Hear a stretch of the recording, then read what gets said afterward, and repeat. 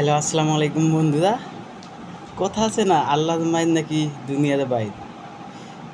শুধু শ্রীলঙ্কা থেকে শুরু হয়েছে সরকারের পতন। ঠিক আছে, শ্রীলঙ্কার পর বাংলাদেশ, বাংলাদেশের পর ইন্দোনেশিয়া, ইন্দোনেশিয়ার পর আজকে আবার হচ্ছে নেপাল।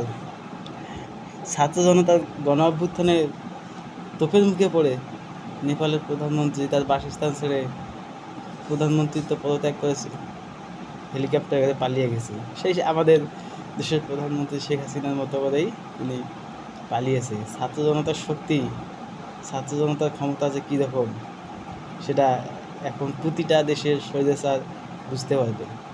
এখন পৃথিবীর মধ্যে স্বৈর শাসকদের দিন শেষের পথে। 9 সেপ্টেম্বর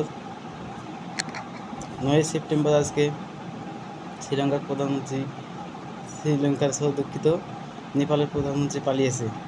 এবং সেই আজকে এই 9 সেপ্টেম্বর আজকে আমাদের ঢাকা বিশ্ববিদ্যালয়ে ভিপি নির্বাচন। দেখা যাক কারা ভিপি নির্বাচিত হয়, সেটা দেখার অপেক্ষায় রইলাম।